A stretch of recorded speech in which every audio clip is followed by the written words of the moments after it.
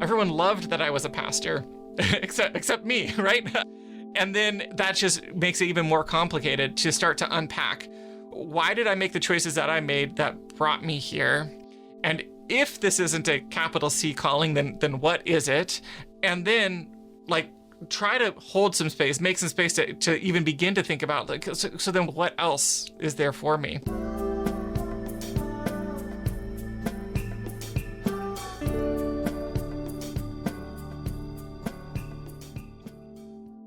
Have you ever thought about the connection between what you do and its deeper purpose to you? Have you ever thought about how you yearn for the weekend so that you can engage in meaningful activities? And how repetitious mundane tasks during the week are not really allowing you to thrive? Have you ever thought about changing careers or changing lanes but felt that financial security was holding you back? Have you ever just felt stuck with the various options of what you could potentially do and staying in a holding pattern in your current vocation and employment? I'm really excited that I'm joined by Dan Cumberland in this episode from the Meaning Movement, who discusses a number of frameworks, models that he uses to help people who feel stuck to change their mindset or perhaps just change lanes altogether. It was a really insightful episode and I hope you enjoy it.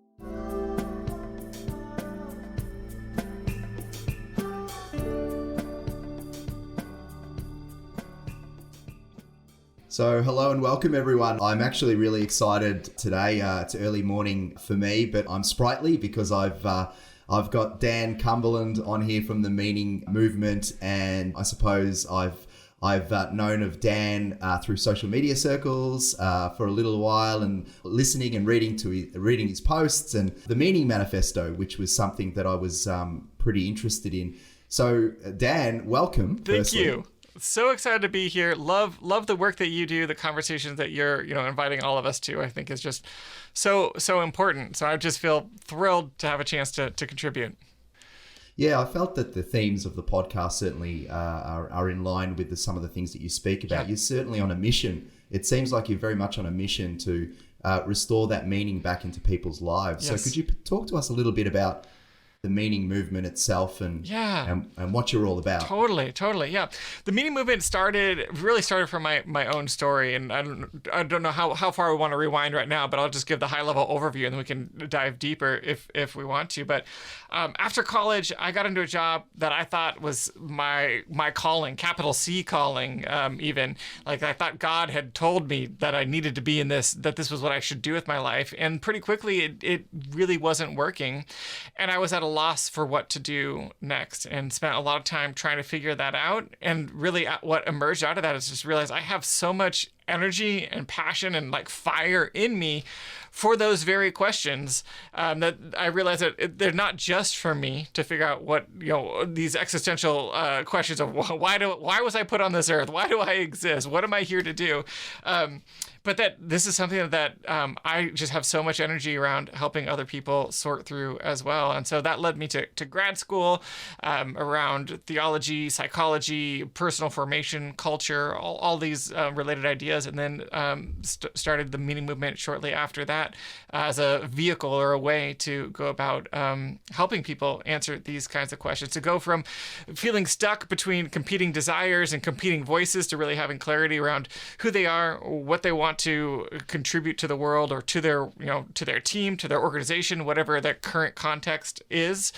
Depends on the scale of the question that they're asking at the moment, the moment I encounter them. But that's the work that I just love doing. So it's about restoring meaning to someone's, I suppose, workplace, family life. It's about really thinking about what is meaningful to them. Yes. And making sure that they are having the mindset that allows them to feel that meaning on an ongoing basis. Yes, absolutely. I couldn't have said it better myself. I love it. Okay. Yeah. And so I don't want to skip over your journey because I think we get to the realization that this sort of intangible, this idea of meaning is just so important to us as we, the more I think in a way, as we mature, I've certainly reflected on my own experiences to this point anyway, the more that I mature, the more that I realize that this intangible understanding what it is that you're doing and why it is meaningful and it is in service of others and is what gets me up Yes. in the morning. So, Yes. you've talked about your journey. I'm aware of the fact that in your family and, there's been some ministry work and church work and all of that. And I believe that you were very heavily involved in that. And so, there must have been some kind of tension around the movement potentially into it and then potentially the movement out of it. Yes. So could you kind of take us through that kind of idea? I love how I don't know, it feels tastefully, even artfully, you ask that question without offending anyone's sensibilities or theologies, right? So well done. I applaud you for you're like you're walking around landmines there, but you did it. You did it. That's not my first rodeo. Yeah, absolutely. I'd love to go as deep into that as would make sense for you and your listeners. So, I was a youth pastor for 5 years coming out of ministry school. I went to ministry school, studied both music and ministry. And as I said, thought that's what I wanted to do with my life. Had a strong example of that in my own life from my parents. They weren't in ministry professionally, but very much involved in the church and doing a lot of involvement and volunteer work. They're on the board of an orphanage. So I had a lot of that was, examples of in my life of how people go about, making choices about what to give their time to. My parents gave their time to volunteer work. And then especially when I got into the more formative years in high school, was really involved in a youth ministry that was a really amazing community of people. All my friends were from our youth ministry. It was really just a fun season of life. And then as I started thinking about these questions of what do I want to do? At 16, 17, 18, I look around what do I enjoy doing? I enjoy everything that I'm doing with this youth ministry. And I was involved in the with younger students, doing, leading games and playing music and stuff with them. And it's just okay, this is what's fun now. It just makes sense to continue in that path, and was really encouraged in that path by the people around me. And at some point that a shift happened. I don't know. I think maybe it's just a slow shift of as you're formed, as you become an adult, that it felt like this was my capital C calling, that God had told me to do this, or there was a calling that was put on my life. And I think that's where things got really challenging when I got into youth ministry, because it wasn't a good fit in many ways. I really struggled with the expectations of all the parents and teachers or other pastors. It's a high pressure environment, right? You're being asked to steward something really important. These parents are trusting you with their kids and for the spiritual formation of their kids. And for, it is an evangelical church, which in an evangelical framework, there's a lot on the line, literally heaven and hell on the line. It's a lot of pressure for a 23-year-old to be in that. And then also layer on top of that, my own experience of this is not working. This was my framework for thinking about myself, about the world, about God, and all of that feels like it's falling apart on me. I was also newly married. My wife, her family is they're all pastors professionally as well, and so also had that kind of layer of expectation, and everyone loved that I was a pastor. Except me, right? And that just makes it even more complicated to start to unpack. Why did I make the choices that I made that brought me here? And if this isn't a capital C calling, then what is it? And then try to hold some space, make some space to even begin to think about so then what else is there for me? And a big part strikes me. Yeah, it just strikes me that the other people's expectations is something that would be absolutely, I suppose, a weight that would be crushing. Yes. And it's not something that is just exclusive to this situation itself. I think about it, the parallels that you could think about with respect to business owners and the fact that they may have the next generation, their kids, that they really want to hand over the reins to. Yes. And it might be a generational business of, something that's really, really important to the community and very, very popular. And the next generation may just not feel that it is a great fit. Yes. And there is this expectation that, Yep. You know, we're in the beer manufacturing business and producing beer, and that's what I must do. Yes. Or our family we are doctors or lawyers, so you get to choose. You get to choose what you do with your life. It's one of those two things, right? Like, it's very common. What a choice. Yeah, your choice. You get to choose. You can choose which one. The world is your oyster. Here you go. Here's two options. Exactly. But I'm sure listeners who, like, it is a very common story. So whatever the manifestation, it takes, like, it is a very real part of navigating these waters, and of, like, what are you going to do with your life? Where are you going to put those hours? We spend the majority of our lives working, and so yes. What are you going to put that towards? And there's always voices. Work is one of the most crowded, I think, spaces in life, and we don't really think about this, but there's so many expectations that we have on us. We've already named, like, family, there's culture, there's the institutions that we've been a part of, schools, churches, whatever it might be, organizations, and all of them have something to say about who we are and what it means to be a person, what the expectations are, to be a part of those organizations, organizations of people. And a big part of the work of really figuring out, so what's next, and whether what's next is a question of, like, okay, I'm trying to figure out what to do with my life, or, like, I just want to feel more in control of the outcomes of my life. Like, it's still the same question, and so much of it has to do with wrestling with these often competing desires and this competing messages that are coming from different parts of our lives, and parsing out, like, whose voice do we want to listen to, and where's my voice in the midst of all of that. And that voice in the midst of all that tends to become louder and louder and louder, hopefully, as we become more mature and understand ourselves and what it is that we can capably do and what we want to do, I suppose. Yes, and as we begin to name and put language to the fact that there are other voices in the room, because if we don't even take the time to acknowledge it and consider it, they have power over us that we don't even realize. So then we just think it's all our own voice, or, like in my case, God's voice. And in my own story, just to go back to that, like, it spent a lot of time kind of starting to sort this out. Was going to therapy, was doing, like, I have a leadership coach, kind of helping me think through some of this. And I remember distinctly being on this retreat. It was a small retreat, like three other people and this coach. And we're kind of mapping, out, like, some of our recent experiences and sharing them with the group, and asking for feedback. And so I went and I kind of shared all this stuff, and then about, like, this last couple of years of being a youth pastor, how hard it was, et cetera, et cetera. And then the first question that was asked of me by this coach, and he was just like, Dan, who told you needed to be a youth pastor?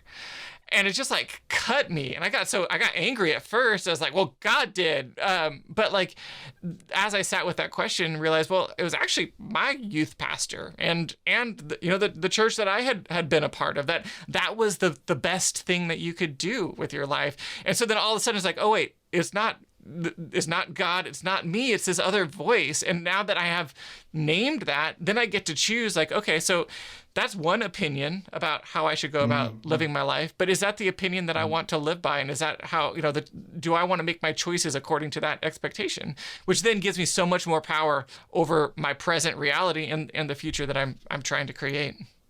I think we've got to also be careful that with the connections that we make between what we do and whether or not we're a good person. So the idea that, I am, in the youth ministry as a leader, and therefore I am contributing to God's work. So therefore I am a good person. Yep. You remove the ministry work, and then all of a sudden the conclusion is that you are no longer a good person. Oh man, yes. I mean, this hits deep. I mean, it's an incorrect, faulty thinking. Yes, absolutely. And I went to ministry school, which was literally a school where, in order, like, the only people that go there, in order to be accepted, you have to say, not that, like, they're going to twist your arm about it, but they only accept people who want to go into ministry. So, like, the culture there, again, circling back to, like, how we're formed by the cultures that that we're a part of, like it was either ministry or like everything else felt, profane, or like, there was ministry was good, everything else was like unimaginable. And so you're exactly right that like we get into this framework where it's like, okay, how can I even imagine myself doing something good that's not ministry? Because ministry is the definition of good work in the world, in that, mental framework, in that mental model. Yeah. Yeah. I'm super interested in the obviously it would have been such a challenging decision to make. So I heard that it was a bit of a slow burn to get to the point of making the decision. Yeah. But was there a point where was there a watershed moment at all where you just said enough's enough? I've actually got to make a change. Yeah. Or how did it come to you? Yeah, that is such a good question. It came to me much more slowly than than I would have liked. Like looking back, I'm like, man, I was there for 5 years. It was 5 hard years. But I think a big part of why I stayed so long, there are two main reasons. One is our students. I love to this day, love those kids. They're not kids anymore. They're young adults and not even that young, not even that young anymore, because this was almost 12 years ago. But I loved them, and they were such a big part of my world. Like it was really painful to think about leaving them, and I didn't have like a good thing that I was saying. I knew what I was saying no to, but I didn't have something that I was saying yes to at that point. And so after a few years, and I don't even know what really pushed me over the edge, but I really started like grabbing hold of this idea that maybe the thing that I should do, maybe the thing that would be fun for me, because I think it's a better way to say it. Let's not use the should word. Maybe what would be fun for me is to actually just chase after this idea of how do we help people answer these big existential questions in their lives, and just see where that takes me. Just kind of follow that thread, start tugging on it, which then led me to grad school. And then grad school felt like a really great way to get out of ministry. Everyone understands grad school. Whereas if it's like, okay, I'm going to quit my ministry job and go work at Starbucks, like, my father-in-law who was a pastor, the other people in the church I had relationships with, all of them would have a lot of questions. It's a very palatable exit plan to be like, I'm going to go study psychology and theology to further my education. Culturally, it's a much easier step to understand. And so that's how I made that choice. But like I said, in a lot of ways, I wish I'd been able to make it sooner. I just didn't know what I needed at that point in my life. Dan, I want to challenge something and see how you respond to it, because you kind of talk about mindset shift and so on. Yeah. And I can completely resonate with the idea, because as an example, financial planning to me is a discipline. Dealing with people's money, I'm a person that has a propensity to get stressed. It's not an easy job. Yeah. Sometimes I feel that it's not longer term, that it can be really, really challenging for me. So I've had to actually have a mindset shift, but also have a process shift around the way that I structure my day and what I do in the business and who I work with, and all of my I suppose I'm trying to make sure that the business fits around me. And so I think I've done a really good job of that. And I have shifted my mindset a little bit about that. But it seems to me that you made a decision to change lanes. As Christine Core says, it's who somebody I had on the pod not too long ago. Sometimes you need to change lanes. Yes. So are there just some instances where it just doesn't work? Doesn't matter what mindset shift you're going to have. Yeah. It just doesn't resonate and you need to change lanes. Oh, that is such a good question, and a really challenging question, a really personal question, because I think oftentimes people come to me with this in a place where they're like, this isn't working and I need to change lanes, but I don't know what lane to change to. What I would say is yes, sometimes you just need to change lanes. I know I needed to change lanes, but I also would put a caveat on that, that you might not always need to change lanes, and that there are sometimes like where because of where you are in life, the skills that you have, the resume that you have, all of these things, and the constraints that you have around family responsibilities and paying your mortgage, all of those things, like you want to be responsible to all the people and the responsibilities that you have. And sometimes just like abandoning ship in order to find that next thing is not the most responsible thing to do. And so what's really interesting as I've worked with people around these ideas is a lot of times people come into this process with this idea that, you know, they need a total 180 career change. But then as we drill down into, you know, what they really feel passionate about and the parts of their work and their life that really get them fired up, they find that they start seeing their current role in a different way that really kind of, I guess, brings into focus how they can contribute in a way that's really meaningful to them. And there's 4 areas, and I can dig into this if this is helpful, but 4 areas where where we find meaning in work, that often when you have these in your mind, like you can begin to see yourself differently. So here's just one case in point on this. There was a man that I worked with who he worked at his company was they manufactured packaging, like, you know, custom, these really cool like package, like cardboard boxes that, you know, for snacks or like different things. And they, you know, do all kinds of cool cutouts and stuff. He'd been there for years. He was, you know, higher up in the company, but he always felt like he wanted to be doing something where he was maybe doing ministry, maybe something in the helping profession, maybe be a therapist, or like something where he's mentoring, where he's investing one-on-one with people. And he always felt like he was at odds with his current role, where he was, you know, doing administration and you know, and management of this company. And then this other stuff that really got him fired up that he really loved. And the more we really started to dig in on where he felt like he was most brought, you know, where that fire was in him and where he felt most alive in his work, defining work as outside of his job, just when he was doing the kind of thing that made him feel alive, we started to see that it really boiled down to like this mentoring piece, this relational aspect.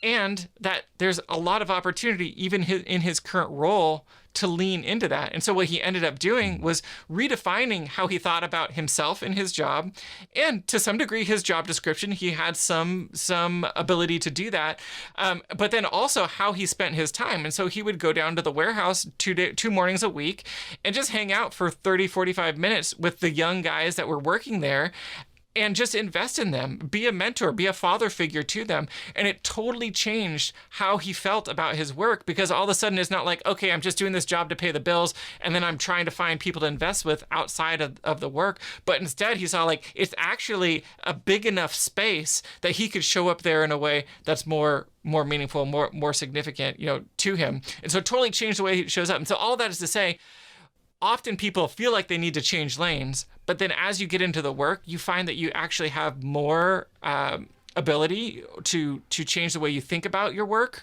think about what you're already doing. That totally changes what it does for you and what you get out of it. Yeah. So what I'm hearing is that, you know, you've got a situation where there is a disconnect between your work and your meaning. Yep. And it's occurred over time, and you need to ask yourself the right questions. Mm-hmm. Perhaps the framework that you're suggesting is a starting point. And that framework then sort of uncovers whether there is the capacity to revive the relationship between you and work. Yes. To actually see whether there is a possibility that what you need and what would deliver the meaning is actually somehow anywhere in that particular vocation that you've chosen. And then once you determine that it possibly is, mm-hmm. then you could potentially, if you needed to, amend your actual role itself within your vocation to actually really kind of push to those points. Yes. Really kind of narrow down and hone in on what actually delivers the most meaning to you. Yes, absolutely. Or if not, you're out. Then out. But it gives you the option, and it helps you see that it's not one way or another. And I think it's really important that even the best jobs are not perfect. And maybe there's a role that's you know, the dream job. But I really believe that our contributions in the world are too big for any one role to 100% contain. So whether you talk about that as your calling, as your vocation, whatever language you want to use around that thing that you were made to do, a job is a place to do that, but it's not the only place to do that. So a dream job at its best gets you close to doing that, or spending a good amount of your time doing that kind of work, but it can't ever do all of it, because you have more to give than one role can necessarily contain. And there's four areas. I know I alluded to this, but I think it'd be great to just kind of share about these four, because it can kind of help add another layer. So they all start with P's, because I used to be a pastor, so it all has to alliterate. So it's first is the people. So these are the four areas in my research where we find meaning in work. And I define work again as you don't need to just think about a job, but just think about doing something, choosing to do something, choosing to make change in the world. So it could be volunteer work, could be hobbies that you do, could be anything. But these are the things, these are the reasons we do everything. It's really what it comes down to. So it's the people, which is the relational side of the work. It could be clients that you work with, the interactions that you have with them. It could be coworkers. It could be people that you manage, like the example of the man who worked at the manufacturing company. Was that relational aspect of work. And that can be a really great source of meaning. Just investing in your team and being a team player, people can find that a lot of meaning in that experience. The process. So if we have the people first, we have the process. The process is the art of the work. It's, as an accountant who just loves to balance the books. It's the developer who loves to get into the code and solve the coding problem. It's the writer that likes to write. Whatever it is, the day in, day out of your work. That can just be really satisfying to feel like you're contributing to doing the kind of thing, like having an expertise. It can be really fun and really rewarding. And then there's the product. So we have the people, the process, and the product. And the product is typically what we think about first when it comes to these conversations. It's like the end product of what we're doing. It's the, if we're a part of an organization, what is that organization, what's the change that they're making in the world? It's a financial planner. It's about helping people have less anxiety about their future. It's helping them understand what their money is doing, helping them achieve their goals financially. That's the product. In the helping professions, it's, as a pastor, it's helping people have a place to belong and feel loved and taken care of. But then it also could be, if you're in a bigger organization, right? There's, thousand people organizations. Maybe it's the product that your team, they're solving one very specific need, whatever it might be. That's the product piece. And then finally is the profit piece. And so profit, it's dollars, but it's more than just dollars. It's benefits, it's lifestyle, it's all the ways that the work then contributes back to you. And so out of all of those four, there's going to be, if you rate yourself on each of those, of how much fulfillment you get in what you're doing in all four of those categories, you're going to find there's a range. And like the perfect dream job, you'd be like 10, 10, 10, 10, 10, all the way down, right? Like out of 1 to 10 scale. But the reality is there's a mix. But by beginning to like really think about those areas and what are the relationships like that you feel most engaged in and satisfied in, and what are the things that are happening in those relationships? How are you showing up in those relationships that really makes you feel fulfilled? And then bring that to your work context. And what does it look like to bring more or to show up in those relationships in your work context in those ways, and continue on down the list. And again, it's just a framework or a lens that you can use to view where you are right now. So then again, it's not about necessarily like, okay, do I change lanes or not? But it's like, okay, here's some of the recipe for a fulfilling work situation for me. How much of what I am doing currently can fit into that recipe, or how much can I change what I'm currently doing to activate more of those themes, I guess you could say, in my current situation. So hopefully that helps. Kind of fill it out a little bit. I love it. I love it. I actually, as you were talking as well around the one of the P's in particular, really stood out for me in terms of its capability. If targeted in the wrong way, its capability of spoiling the broth. Yeah. And it's actually the last P you talked about, which was profit. Yeah. Because in my opinion, and based upon conversations that I've had, just the podcast itself has been helpful to uncover this. But the pursuit of profit, in and of itself, so that for good reason. Yeah. For the lifestyle that you talk about, for the ability to spend more time with the family and all of that, without the consideration of the other things, can actually completely and utterly spoil your ability to actually resonate and have meaning and all of that. And so part of the reason this podcast is actually in existence at all is a financial planner saying to people, hey, you know, have a think about this as well. Like, we're not saying that don't chase and make good decisions with money. Yes. Absolutely make good decisions with money, but make good decisions with money in context of a lot of other things. That is so good. Yeah. So, and I think that circles back to like why I mean, I got goosebumps. I have goosebumps right now just hearing you talk about that because it's something I'm so passionate about, and it's so meaningful to me to hear you as a financial planner say that, because it's what people need to hear, because culturally we're fed the lie that it's all about the money, right? And then we get into these situations where, you know, we overemphasize the profit to the sacrifice of everything else, and then we end up, you know, having midlife crises because we've been, you know, sure, we've got a great house, but our lives are empty and not satisfying because we've put too much weight on that piece. And so I'm just, you know, perfect. so thankful for this. The segue couldn't be any better, because midlife crisis, right? I'm 41 years old, but Yes. I'm okay. I'm actually not going through a crisis, I don't think. I'm definitely thinking a lot more than I ever have. Yeah.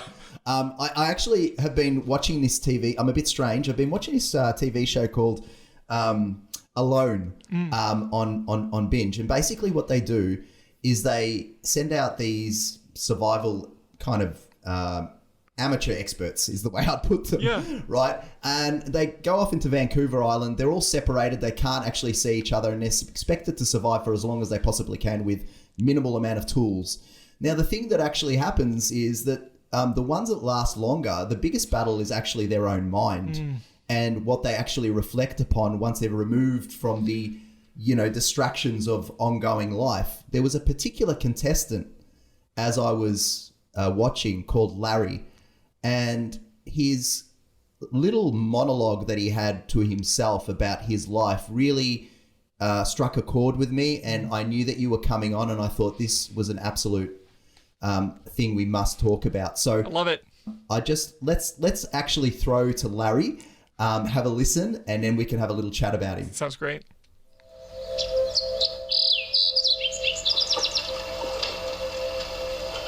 I've been trying to formulate a thought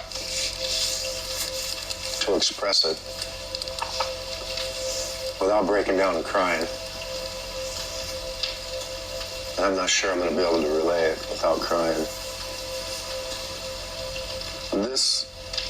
So my issue, one of the reasons why I wanted to come out here, was to try and think on the new aspect of my life. In other words, after kids.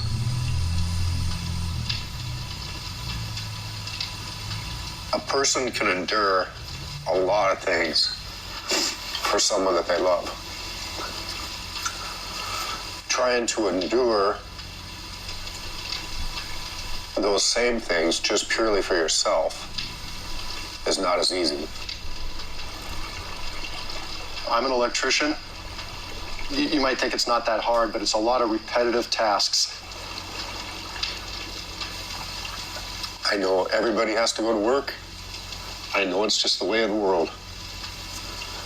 But for me to think that I have another 15 years of basically wasting my life waiting for the weekends.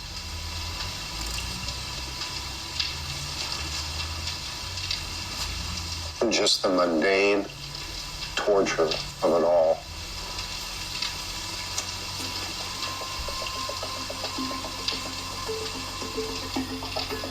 I'm gonna have to make a change. It's not the world that needs to change, it's me that needs to change. It's my outlook on life.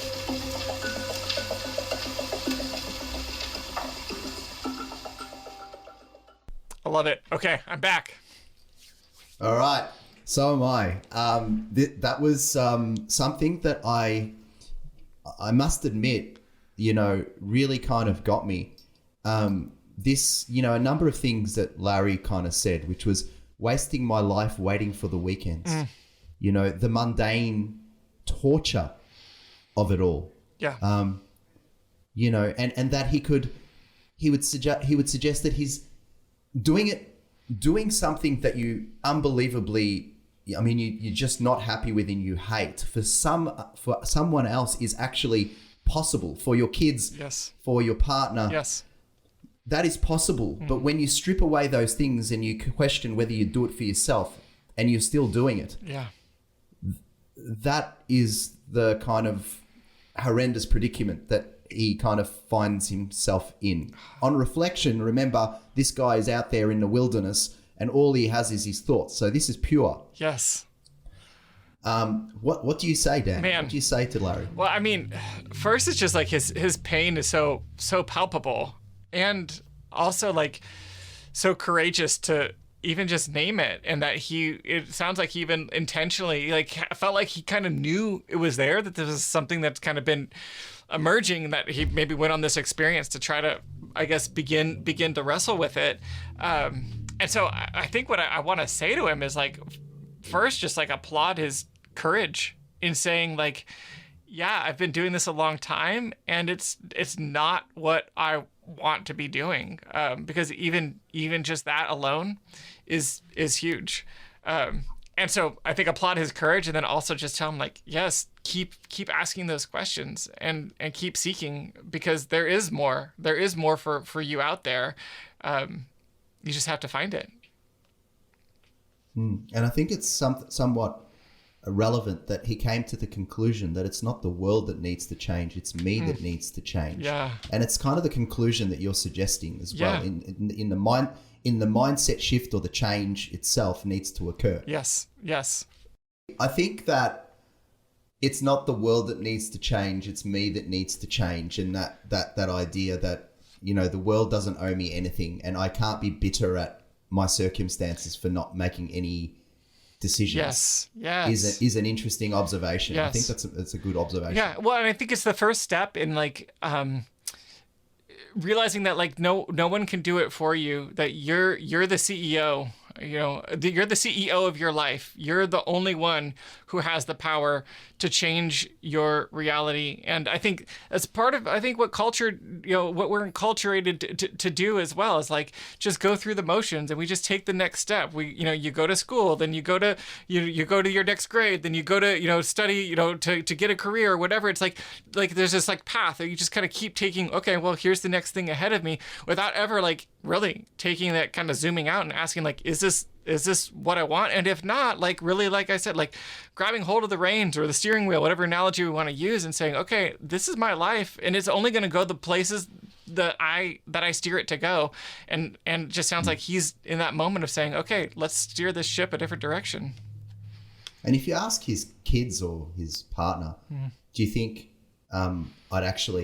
you think Larry should be continuing to do what he's doing for the sake of financial security, or actually, maybe changing lanes and taking some risks? You would probably guess that the family would be all for Larry actually taking the risks, because that sort of mindset, it would have to come out in family life. Yes. A person that's not happy like that. Yes. So you owe it to your family to make yourself, yes, feel that the biggest area where you spend the most time is meaningful. Yes, absolutely. And I can't judge anyone's choices of what's the right thing for them to do. And it might be, maybe he's putting his kids through school or whatever it might be. And like, that's a very meaningful endeavor, but also sounds like he's kind of asking, maybe at a point in his life where he's like, okay, I'm doing this for me now and I don't want to be doing it. And I think you're exactly right. You can only do that for so long, and then it starts to leak out. If you're unhappy in the main place you're putting your time, it's going to leak out into all the other places, that you're spending time. Yeah, absolutely. And it strikes me that, again, that these observations and things, these thought processes only come when you allow yourself the space to actually have them. It kind of reminds me of when business planning is always best when you remove yourself from the office. So, like Larry has had to go out into the wilderness to actually come up with these observations. Yes. And so if someone is tired spent through the constant day-to-day distractions of the world, sometimes removing yourself out of it to reflect is exactly what the doctor ordered. I completely agree. Couldn't have said it better. Yeah, absolutely. Yeah. Okay.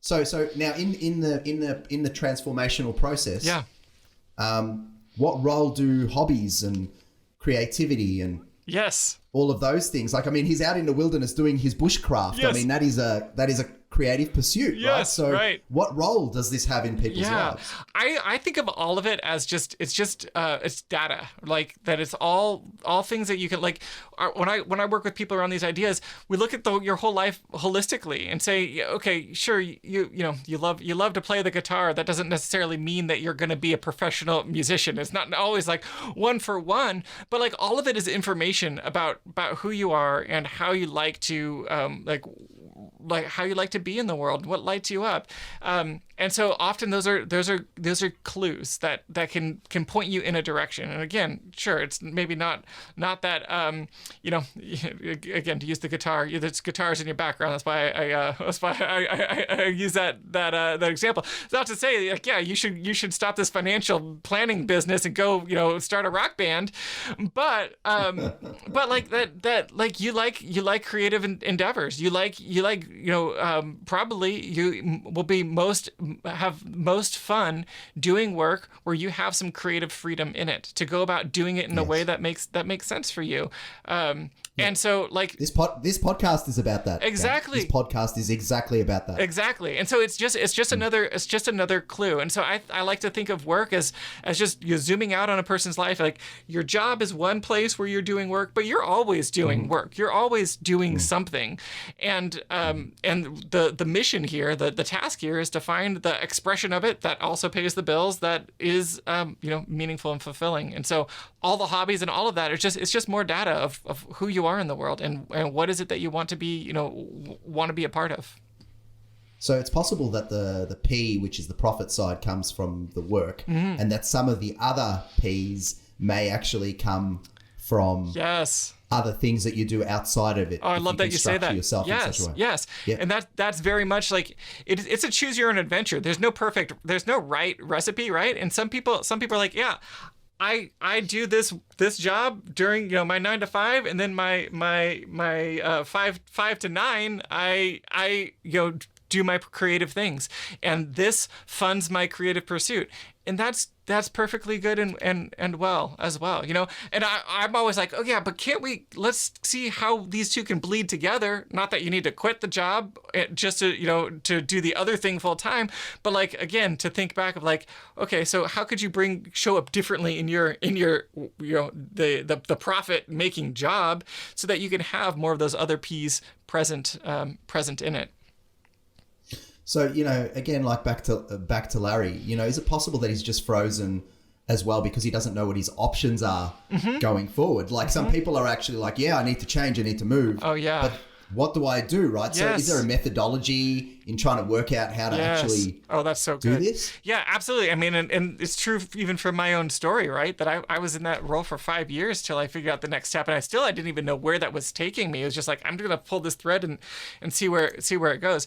But yeah, there's absolutely a method that can help. So the first thing that I recommend people do is, and this is just an exercise for anyone who's in this space where you feel caught between competing priorities, competing desires, competing voices, and competing responsibilities, is just get a piece of paper and just start writing down all of the rules that you feel like you need to follow, all the voices that have the stories that have been told about you, or that you tell yourself about what you should and shouldn't do, what you can and can't do, and just get them all on a piece of paper, positive, negative, harmful, or helpful, and just get them all out. Just kind of brain dump all of that.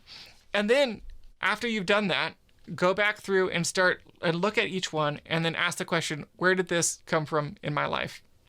And what you'll often find is that there are some major players in your work narrative, in which work is always about identity. It's always not just about work. It's about who you are and how you show up in the world. and you'll see that there's some major players, and the more you start identifying those players, maybe it's a parent, maybe it's, in my case, like a youth pastor, maybe it's an institution, a school, a culture, but you'll start to see these kind of major players, and you'll start to see like, okay, all these different ideas came from these specific people in my life, and that they've shaped me in really clear ways. And then sometimes as you kind of focus in on those particular people, you'll see, oh wait, there's more things that they said about me. There's more things that I've kind of inherited from their worldview. And then that does a handful of things. One is like, I've already kind of touched on this, but like it gives you control over whether or not you want to continue to live into those stories and those narratives. So you can then say, okay, I don't really want to be a youth pastor, even though my youth pastor told me I should be a youth pastor. And it also gives you the ability to, what happens is it starts opening up more space for you. And maybe in Larry's case, that he's thought he needed to be a electrician because his father had a job that he worked at the same job for 57 years and never asked a single question about it. And that's what Larry was going to do. And then all of a sudden he's like, okay, so this story about choosing your profession and working hard at it day in, day out for your entire life, maybe that's not the narrative of my life. Maybe that's not the narrative I want to live out. So just by doing that, you start to create this space that then you can begin to start dreaming into. And I think that in Larry's case, it would be really helpful for him to do this kind of work, because he might not have ever had the space to really think about, what do I actually want? And so that's one just really practical tool that I would invite people to use. A second tool, and again, this is still kind of backwards oriented, looking at the back, at your past and your formational story, but just draw a line across a piece of paper. And that's a timeline of your life from the moment you were born to right now. And then populate that piece of paper with the highs and lows throughout your life. And keep it all on one piece of paper, because that forces you to make these choices of, these are the high moments. These are the best moments I've had in my life. And these are the most painful moments that I've had in my life. And because it has to fit on one piece of paper, I can't put it all on there because I've been alive for 40 years and that's too much for one piece of paper. But you're doing this filtering. And as you're doing this filtering to choose what you actually put on that paper, you're coming up with the stories that have that you hold as a part of your identity. Our identity is literally a story. Like if you tried to dissect someone and find identity inside of them, it's the stories that form that shape our sense of who we are in the world. And so by doing that, you're starting to again put more language to who you are and what's meaningful to you. And by thinking in terms of like the high points and low points, you have this vision of, this is what life is at its best. This is the kind of thing that when I think about the future, it's going to have some resemblance to, like, a good future is going to have some resemblance to that good version of the past. And the same is also true of the negative.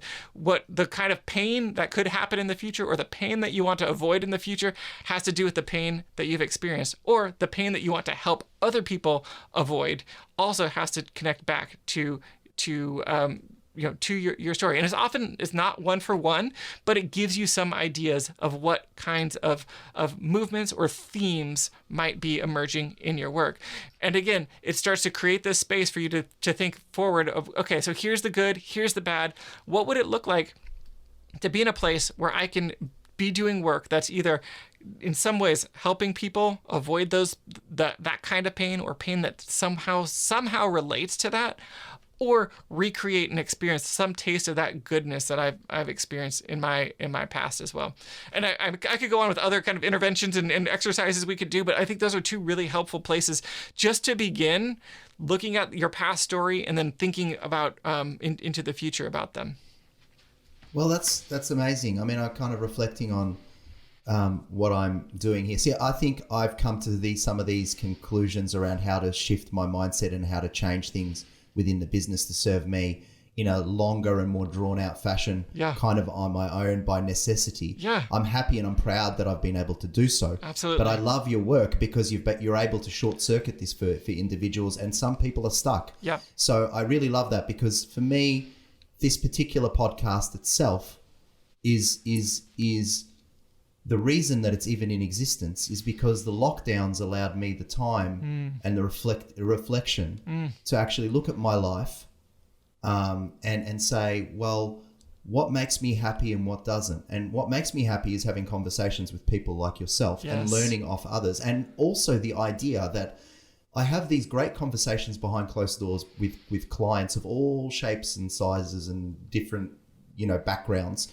And I always think to myself, well, this is something that I'd love to be able to share with others because there's something here that I'm learning. Yes. And that's one of the greatest things about my job is that I see these individuals on an ongoing basis and they share with me so many intimate details and I get to see, what are the characteristics that I deem to be ones that I should have for success. Yes.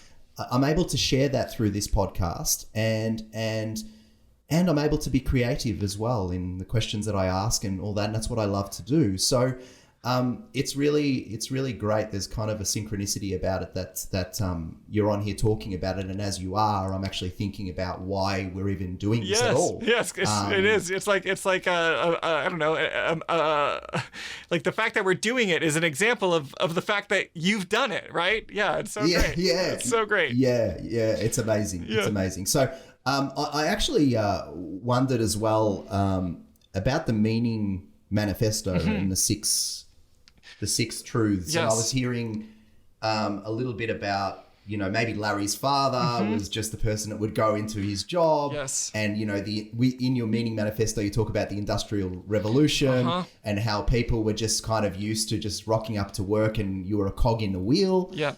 Whereas I think maybe our vintage and Larry's would be thinking a little bit differently. Yeah. But still having these old sort of narratives going through. So could you talk to us a little bit about maybe, if you can, concisely go through, I know there's not much time, but the 6 foundational truths. Yeah, absolutely. Yeah, I could just kind of talk through it, and we've already kind of hit on some of them. Like the first is that your work is a part of your identity, and although we like to say like you are not your work is still a part of who you are in the world, and there's an invitation there to lean into that and to make your work at its best, as we've already kind of mentioned. Your work at its best is an expression of who you are in the world. So you're not just a cog in a machine, but you're more than that. So that's the first truth. The second is that you have something to offer. You have something to say, and I feel like that's where my work. If I boiled down my work to just one sentence, it's you have something to say. You have a voice, and I want to help people find that. So even if you don't feel like you have something to say,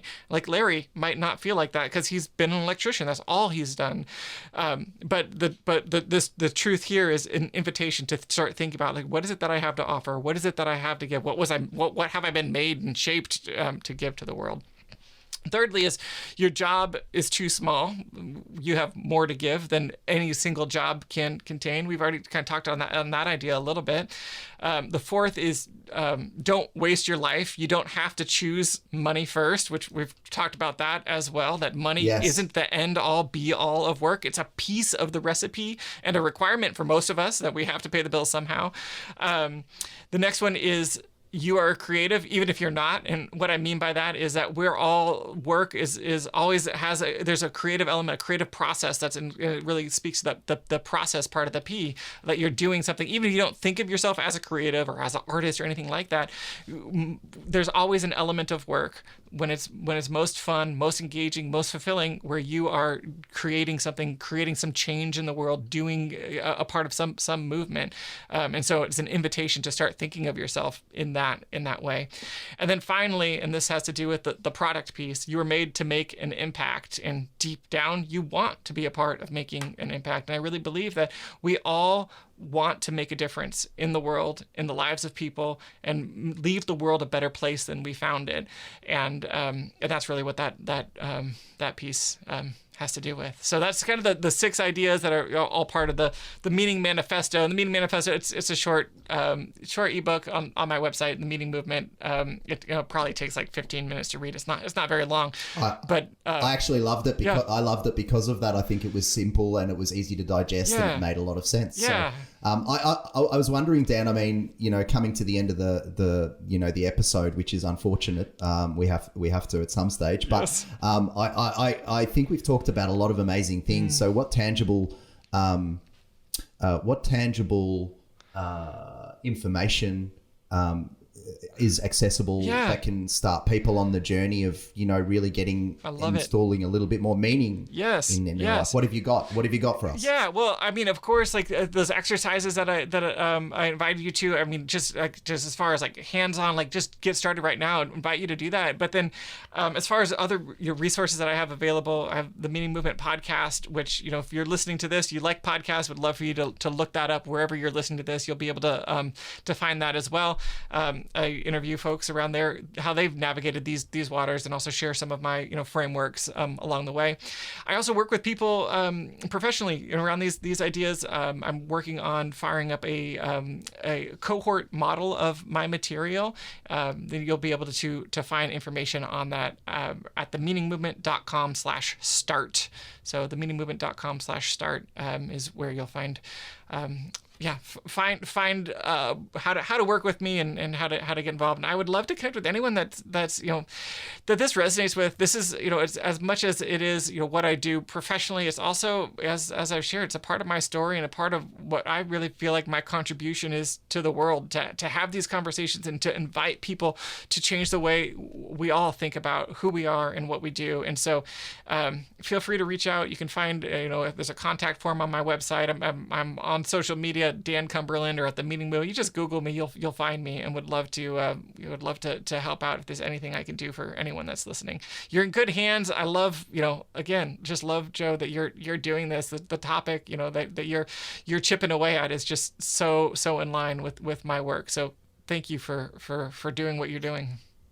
Yeah, you kind of, when you do these things, you kind of have a guess at whether or not there's going to be a kind of resonance between you and your guest and what they do, and I reckon we nailed it. So yes. I'm really happy about this, and I know that you're doing a lot of things. What's still to do? Because you just got it seems enormous what you're doing. So yes. Is there still anything to do?